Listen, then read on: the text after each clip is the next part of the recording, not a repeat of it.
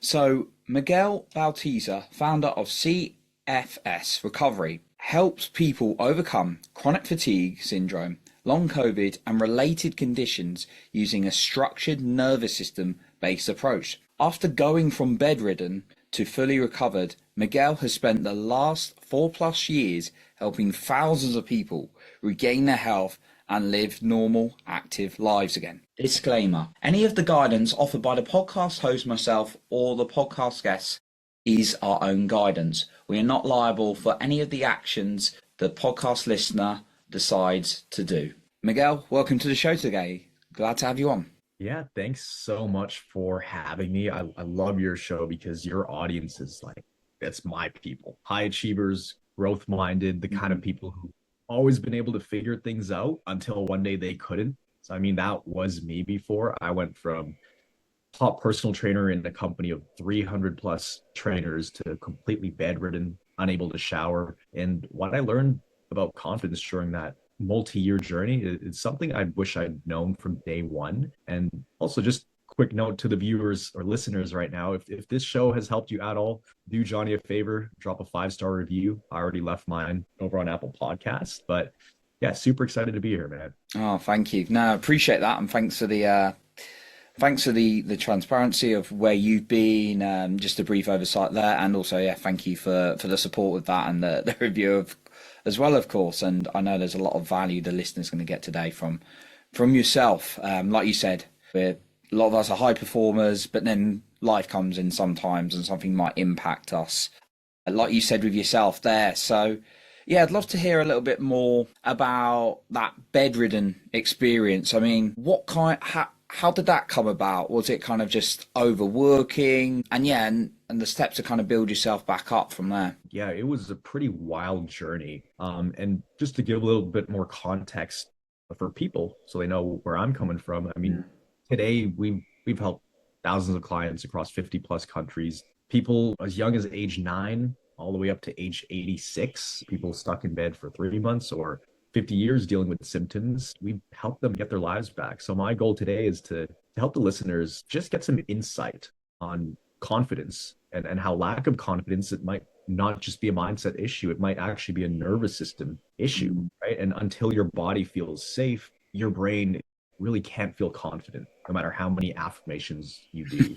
So for me, I was pretty confident growing up. I think I had very high standards for myself, probably like a lot of people listening to this. I always wanted to strive to be the best, was very competitive. I always got good grades. I had that type A personality, perfectionist mindset until like it started to work against me. And so I essentially started feeling these, what I know now as burnout symptoms, like, just fatigue, just poor recovery time in the gym, lack of focus, insomnia, and then what I know now is anxiety. Like I could not shut my brain off because I was so hard on myself. Mm. And I think a lot of people who try to be confident and they want to be confident on the inside, they're actually just like very, very, very hard on themselves, which can actually turn into lack of confidence and your body just feeling unsafe. And so, how did I go from a high performer, captain of the wrestling team, football team, to completely bedridden, basically 20 years old? Essentially, I started feeling some symptoms, and then I saw that as like a challenge. Classic type A personality. I was like, oh, my body's trying to slow me down. Well, let's go twice as hard. This is a challenge. So I would work more, I'd push harder, and my body would push back just as hard with more symptoms. And it got to the point where my body was no longer asking me to slow down in the form of symptoms. Now it was screaming. And so I ended up in the hospital a few times, thought I was having a heart attack. I get panic attacks, started developing dozens of symptoms. And the crazy part is the doctors couldn't figure out what was going on. I was Mm. having these symptoms. The tests were coming back normal. You know, the scans were coming back normal, but I essentially try to push through all of these symptoms and I would get worse and worse and worse. And I'd go off work for 6 months. I'd come back thinking I was past that health phase of my life, then crash even harder, make a comeback. After about 4 years of bouncing back and forth, I was completely bedridden. And that's when I was living with my grandparents, getting spoon fed every single day. I couldn't shower more than once a month. It was it was pretty wild having that confidence stripped away from me. And the whole goal was to try to build my life up. I think I had good intentions, but I think I was overconfident with what was possible. And that led to me hitting a complete wall. Wow. It's interesting you went against your body as well. It's like, no, I can keep doing more. And yeah, kept pushing against it. And then it really kind of sounded like it expressed to you what you really needed in a pretty tough way. Right. Yeah, exactly. And for people who are striving to be that confident person, here's why some people they can have a lot of confidence and then suddenly lose all of it, right? And then they can't seem to get it back to where it was before. Because most people think confidence is built through achievement and positive self-talk and just, doing it, just get it done. And they believe if you lose your confidence, you can just get it back by stacking up wins and building momentum and thinking positively. And that makes sense because that's what usually works, right? You build confidence your whole life through action and accomplishment, and a lot of external validation. And anytime you feel uncertain, you just push through, right? And when you doubt yourself, you remind yourself of your wins and accomplishments. So you have somebody who's always been confident. They're the person that others actually come for advice. They're very competent, very capable. In many cases, you could describe them as successful, and maybe they run a business, maybe they run a team, or they've just always been the person who can handle whatever something throws at them. And then something happens, a health crisis, burnout, major life disruption, and then suddenly it's like they don't even recognize themselves. Even simple decisions can feel really tough, and they start second guessing everything. I would describe it as like feeling like an imposter in your own body or life, Mm. right? And start to feel even embarrassed, even confused, like this isn't me. Like what happened to me? I used to be so capable. And there's a lot of thoughts that go through your mind when you can no longer, I guess, keep up with the person you always used to be. There's this kind of persona that you have that everybody knows you as. And you think if people knew how much I was actually struggling with this stuff, they might lose all respect for me. Or maybe I was never actually confident. Maybe I was just lucky with all these accomplishments. Or the biggest thing is like the identity. What if this is who I actually was this whole time on the inside? And what they don't realize is confidence it's not just a mindset. Confidence is part of a regulated nervous system. And when your nervous system is in a safe state, it can truly thrive because confidence becomes that natural baseline. Like your brain is okay taking risks and making decisions, right?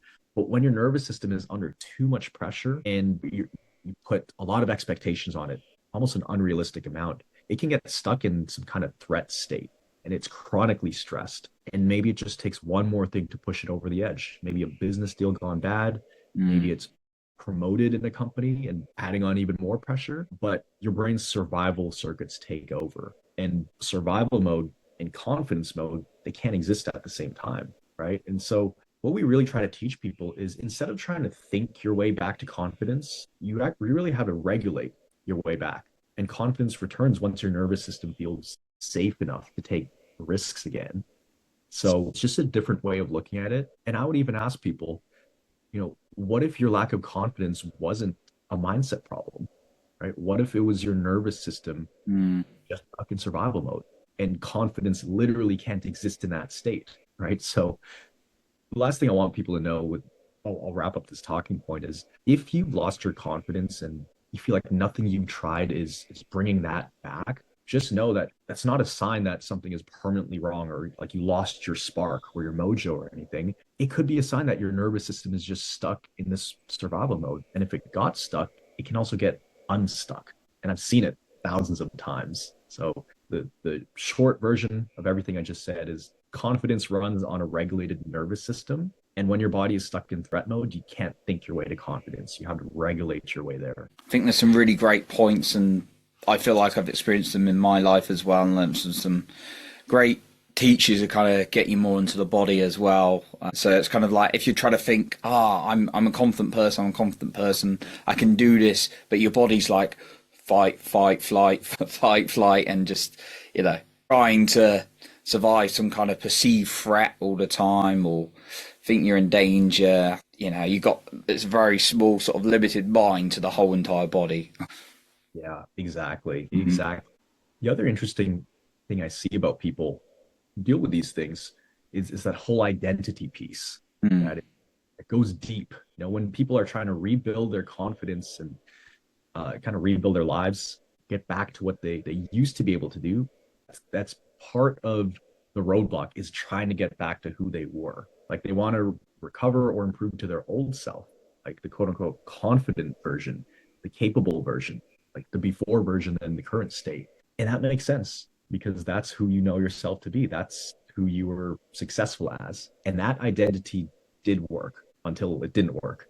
So, of course, you want to get back there. So, you have somebody who's rebuilding, maybe from burnout, maybe from illness, major life transitions, but they keep waiting for themselves to keep waiting to feel like themselves again. And they keep measuring their current self against the old self. And that gap is what causes a lot of frustration, right? What actually creates a plateau is in terms of recovery or trying to get to that optimal version of yourself with no symptoms, no struggles, really no drag in life. You have to understand that you can't get back to who you were before because that version is what got you here. Those old patterns, the old beliefs, the old way of operating, that system has now glitched out, right? Which is why you've hit the ceiling. Could be just mindset ceiling, mindset limitations. A lot of people we work with, it gets to the point where they feel physical symptoms on their body. So what you want to do is you want to create a new identity and step into that versus go back to the old one, right? Mm. You want to build a new one. We call all of our clients thrivers, not survivors, or recovered patients. Thriver, like that is almost like a new version of themselves that is more sustainable. Because again, whatever people have been doing in their previous life before all of these issues, if they go back to that, it's just the pattern is going to repeat itself. So that identity shift, I think it's huge. So instead of thinking I need to get back to who I was, it's reframing that to I'm becoming someone new, someone with more sustainable momentum. And I like to ask people, what if you're not supposed to get your old confidence back and go back to your old self? What if you're actually supposed to, from everything you're going through, build a completely different kind of confidence? Actually, one that doesn't depend on external achievement or performance, but based on something internal. That is something that's more sustainable. And actually, that's the way to have even more confidence than the person you were before, not less. Built on a different foundation. But yeah, the confidence part is so huge. And it does play a lot into the physical symptom side of things if people are dealing with that. We need to step into like the 2.0 version of yourself, new pattern operating system. That's what we try to teach people. Sounds like, yeah, the pressure, putting the pressure off to try and get back to the old self that may have felt like it was powerful, but it was actually a system that was collapsing. Or this is about rebuilding a powerful identity on a operating system that's not going to burn. That sounds like that's where you're going to get people to, from what I'm hearing.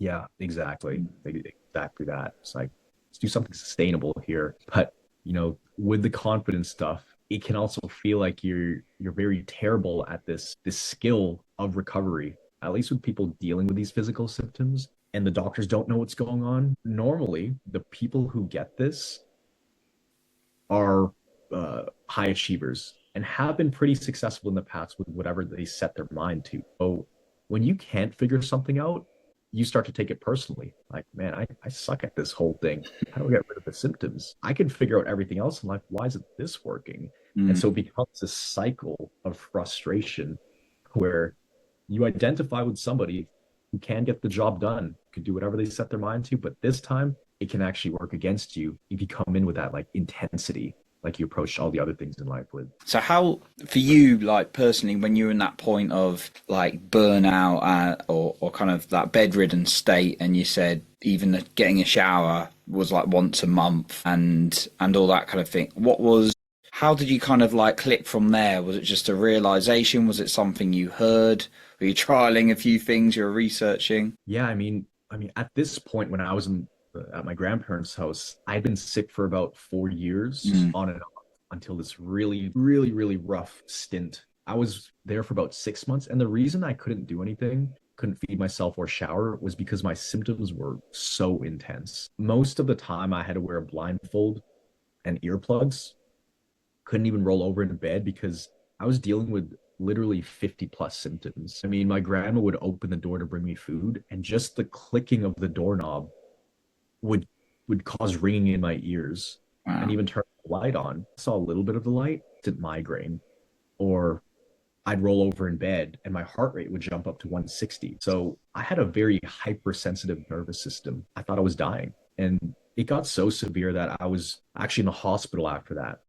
I was in ICU for about a month. Now, up to this point, I'd seen so many doctors and specialists and naturopaths, tried all these treatments, but I was just getting worse and worse. And it got to the point in the hospital where they said, Miguel, nothing is actually wrong with your organs. We've tested everything: heart, lungs, muscle, nerve conduction tests.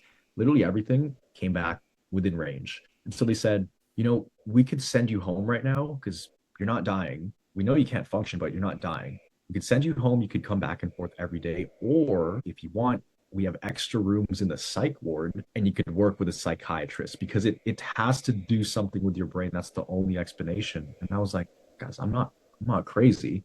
Like, I'm in pain and I'm suffering, but I'm not crazy. They're like, no, we understand. We just have extra beds there. If you don't want to travel back and forth, you could volunteer to stay there. And I was like, well, I don't really have a choice. So I ended up staying in the psych ward for about a month. But that's when everything changed because the doctor I met there, he was familiar with the nervous system. He looked at my all my scans and papers and history, and he said, Miguel, I know exactly what's going on with you.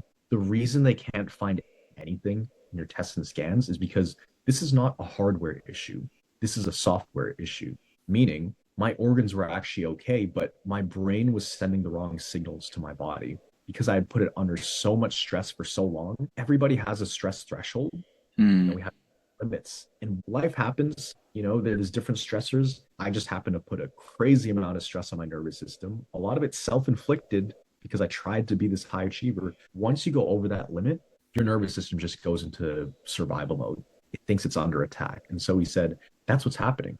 You just have a hypersensitive nervous system issue. You have a software issue, not a hardware issue. So what we have to do is you have to manually update that software. I can't do it for you. I can show you certain brain exercises. We need to get to your brain to feel the sense of safety. So in a week of working with him, I went from completely bedridden to sitting up in a wheelchair. A week after that, I was using a walker. Week after that, I was walking on my own 2 feet. And then a month after I met him, they released me back into the world. It's after my 23rd birthday. And that was my new lease on life. And it was a wild journey. I learned a lot of stuff about myself. But the cool part is, and I've seen this with everybody going through something like this, you're taking decades of life experience and adversity and testing your like spirit and mindset and how resilient you are. You're taking decades of that experience and condensing it into like a couple of years. So you learn a lot about yourself. You learn how you think. You spend a lot of time thinking, what is even your purpose here? What keeps you going? And what would you want to do when you get better? And I'll tell you, every single time people have recovered and gotten their lives back, they come back 10 times stronger, 10 times more confident because they know what it's like to be in the trenches and they had to earn every ounce of life that they have now. So that's how I turned it around.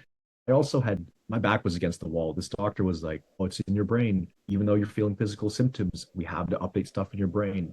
Before, I would have thought he was crazy if anybody said that, but I had no other option. It was either try it or just rot away, literally. So that was the turning point for me. Wow, so powerful. Like how you decided to go to the psych ward and then that conversation, which was life changing in that moment. I know a lot of people struggle with like nervous system regulation. Why do you think a lot of us are challenged with it these days and we've got these hyper stress systems? Yeah, I talked about this with my doctor as well. This was 8 years ago, actually. And it has to do a lot with the pace of the world and technology. Our brains just have not caught up to this level of stimulation in the world today. Think Mm. about it. Cell phones just came out.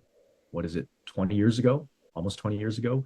But ever since cell phones came out and social media, you are getting pinged 24/7. You're being marketed to, your dopamines are surging. The human brain just has not evolved to this much stimulation. Thousands of years, all we were doing was hunter gatherers. We go into the wild, get food, cook it, build some huts, and maybe fight some other tribes. It's a pretty simple life. But now there's just an overload of stimulation.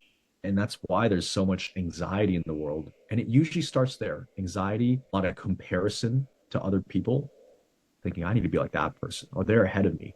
I need to step my game up a little bit. And it's a lot of just a lot of overall stimulation. And if people don't know about this stuff, which most people don't because it's not taught in school, that brain can start to get overloaded and start to see things as threats, right? Before a snake jumping out at you when you're going to get food in the jungle, that's a real threat.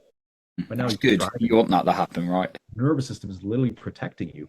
But Mm. nowadays, you're driving, someone cuts you off, similar reaction in the body, where you have to slam on the brakes or a stressful conversation at work, right? The brain doesn't know how to interpret these things as actual real life danger. Sometimes it is danger, like car crash, or if it's perceived danger or anticipated danger. And so it's just flooded with this stimulus and then it just gets overwhelmed. We just we haven't evolved yet. We're in the evolution phase technology. And with the people you work with, or even your own journey, how can we start to improve our nervous system knowing that there's all this stimulation around us? Yeah, I think the biggest thing is just reducing overall stimulation, but that's not always realistic. I think the bigger lever that people can pull here is looking inwards at that personality. Most people listening to this podcast, if not all, probably have some kind of type A personality. Nobody listens to a personal development or self-improvement podcast. They're not trying to improve. And that is a type A personality thing. Now, it's not a bad thing, but it can be a double-edged sword. So if you find yourself stressing, like over stressing about deadlines, over stressing about who you think you need to become or should be, to the point where it's actually lowering your quality of life, then it might be time to maybe look at your perception on what success is, right? Or what confidence is. So I've seen it work both ways. It can work for you, and it has worked for most people listening to this. It's helped you with achievements, helped you with your social circles, helped you in your career probably, and hobbies and things you like to do. But it can also reach that point where it starts to work against you because you feel like it's never enough, or you feel like you need to get better, and you start seeking that external validation. And that's what will lead to things like burnout. That's what can lead to things like getting these symptoms and then going on this downward spiral once you get the symptoms. So I think just paying attention to how you're speaking to yourself, how much pressure you're putting on yourself. And if you feel like it's never good enough, that is a telltale sign that, we should probably take our foot off the gas pedal on this particular trait you have and learn to use it to our advantage. An example is we had one of our clients, very bright individual, very confident, very successful. I mean, the dude literally built space propulsion technology with like SpaceX. That was his company. Magnets to reposition satellites in space. Super bright engineer, right? So it was a great skill for him to be a perfectionist and to put a lot of pressure to make sure things go right. Because if it doesn't, guess what? Satellites fall out of the sky. So in that case, yeah, we want to milk that skill. However, he would be sitting down in a restaurant or in an office and he'd look at the chair, starts wobbling, and he starts really stressing out about, hey, this screw should come in at this angle. Why did they use 3 screws? They need to use 4. Little things like that would also stress him out. Now, is that helpful for his life?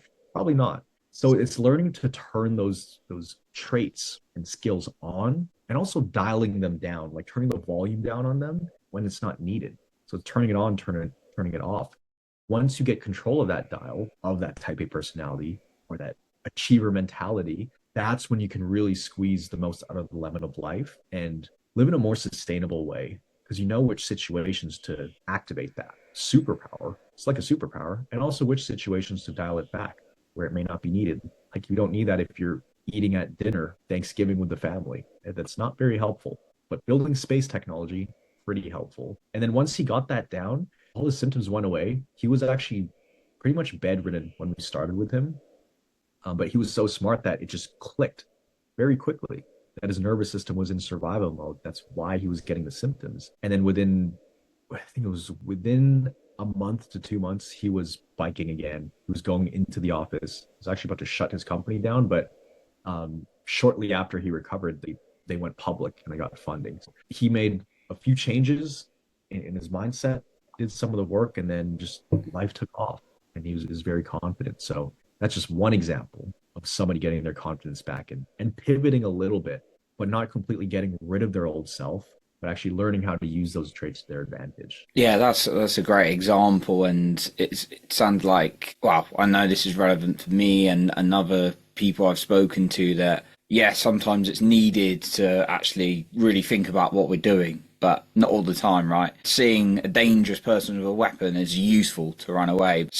Worrying about what someone might say on your Facebook post, probably less so. But it's like, and then it causes us a lot of that pressure. So with the people that come to you, it doesn't, are they, do they kind of vary from like maybe bedridden, severe health, and then some people just stressed? Does it kind of vary, kind of that range? Yeah, absolutely. There's different stages of, Mm. you know, whatever you want to call it, CFS, long COVID, fibromyalgia. They're all kind of under the same umbrella. Handful of people come in completely bedridden. The next level up from that is couchbound, and then there's housebound. But a majority of people come to us and they're semi-functional. So they're getting through the day, they're still working, maybe part-time. If you saw them on the street, you would never know that they're dealing with these things. But they have to really limit a lot of the things they're doing. They have to be mindful of, should I go out to that dinner with the family or the friends? Is my body going to keep up, or is it going to put me in bed for the whole weekend? So they are, I call it just surviving. Like they are just getting through the day versus, thriving through the day and being excited of what's to come. It's more so like going through life with this drag. It just feels like somebody turned the gravity up and everything's just more difficult. So we get people all across the board. We actually have a nervous system health assessment that helps us identify with where somebody's at, but we could also project roughly how long it's going to take them to recover and get their full lives back, just based on their symptoms, their history, their current activity levels, and also what roadblocks are they dealing with. And from that, we get a pretty accurate gauge on what that path to thriving health looks like. Okay, so like quite a range. It's not one size fits all. Sounds like it's like seeing where they're at and what they need. Yeah, In that yeah, case. it's mostly semi-functional Mm. individuals. The biggest thing where people reach out to us for is when their quality of life is dropping and they know something is off. They're more tired than usual, or 2 p.m. comes around and they just need to take a nap and they just cannot keep going. When it starts getting in the way of their quality of life and they start having to decline plans and activities or say no to the kids when they want to go out on the weekends because they're so drained, that's usually where it clicks and they're like, "Okay, this is pretty serious. Let me look deeper into this." And that's where they find us online. Got you. One of the things a lot of people um, listening to the show and have shared with me, a challenge for them is like people pleasing, that external validation. Is that often one of the things that can lead, or does that impact on chronic people's chronic fatigue in their body much? 1%. I would say right up there with a type A personality, like high achiever mentality, is people pleasing. And I know because I used to be that person. Everything I described in the last 30 minutes, I used to be that person. I still have some traits of that, which is why, I can talk about it like this. But yeah, people pleasing is huge. When you don't feel comfortable setting boundaries or disappointing people, you kind of just say yes to everything, even if it's outside of your comfort zone. Even if your boss asks, "Hey, can you actually work on this project as well? I know you're busy. Just one more thing." And you're like, internally, you're like, "Oh my gosh, I'm drained. I can't fit anything else on my plate." That's internally, but externally, you're like, "Oh yeah, no problem, no problem." Right? So you tend to overcommit, and you also do things that you don't really want to do, which is stressful for your brain. You can operate as well with some resentment, which is it's not good for the nervous system. It doesn't thrive in that. So people pleasing and having difficulty setting boundaries is also something we see right across the board. Like I Mm. haven't met somebody. Okay, that's a lot. Maybe like 1% of the people we work with, and we work with thousands of people, maybe 1% don't have the people pleasing tendencies, but everybody else, 99% do. And that's a part of the reason they're in this position in the first place. Maybe thinking about what someone's going to say or how someone's going to react could be quite stressful as well. I personally found that stressful a lot in the Yeah. past, just thinking about what someone's going to say or do. Yeah, or very avoidant tendency when it comes to conflict. They'll anticipate conflict. what if I say no and then they get mad and then there's this whole back and forth thing? Or what if I say this thing and people get mad about it? Yeah, like fear of being judged, fear of the criticism, but ultimately fear of any kind of perceived conflict. And that's the key here, perceived conflict. Because sometimes it's not even real conflict. It's not even bad, but it's just very uncomfortable for people because it can feel like a threat. So a lot of people deal with that, but once you see how that ties in to how you're feeling physically and how that's actually getting in the way of solving all of this stuff, you start to go, okay, getting rid of this people pleasing tendency or reducing it, it's very uncomfortable. I'm going to have to say no to a bunch of stuff and draw the line. That's very uncomfortable, but it's not as uncomfortable as getting or just surviving in life. Like Mm, it gets to that point of discomfort where you're like, okay, the discomfort of just standing my ground and saying no and having potential conflicts is still less than this quality of life I'm living right now. So I'm going to go that route. But sometimes it takes getting to that breaking point of like, enough is enough. I should probably change this. But it is difficult, right? It takes a lot of repetition and reframing of how you see um, setting boundaries. And you're not really disappointing people, you're just staying true to your own values. Right. And that's the most important thing. mm. I think I really like what you just shared because I know a lot of us go through life and it's like people pleasing, but I'll keep doing it. But actually, what we're talking about is an impact to your health. What else you can do? So actually, how you can show up for other people if you're, the ones you loved as well, because you're going to be burnt out, you're going to be fatigued. Like if you've got kids, you're going to be like knackered for them or your spouse, your partner, parents, or whatever. So yeah, I like, and you said like 99% of people have come to you with that as well, or 99% of your clients have that. So people are not alone with people pleasing. Yeah, It's, it's mm, more common than people think. Very, very common. is a common one. Yeah, Miguel, I've really enjoyed like the value you shared today, all the insights around like chronic fatigue and actually your story, what you went through, and all these things like achiever mentality. We think it's serving us, and there are parts of it like you were sharing that can really serve us, like having to be precise on this thing, wanting to better ourselves, but then just being careful what's actually impacting our nervous system and maybe impacting our health as well. And it sounds like you guys, well, I know you guys are doing some amazing work to help people into a healthy nervous system state as well. So I'd love to know as we kind of wrap up today, where is the best place for people to reach out to you because they want to improve their health, they want to work through things like chronic fatigue, get a more regulated nervous system, really optimize their life. And is there maybe a final point you'd like to share with us today? Yeah, absolutely. So most people find us through our YouTube channel, almost 2000, well, at this point, yeah, 2000 YouTube videos up on the channel covering almost every topic around chronic fatigue syndrome, long COVID, fibromyalgia, anybody dealing with mysterious debilitating symptoms, and they don't really have answers for it. And they feel like they're doing everything right. They're trying their hardest, but they're still very frustrated and confused.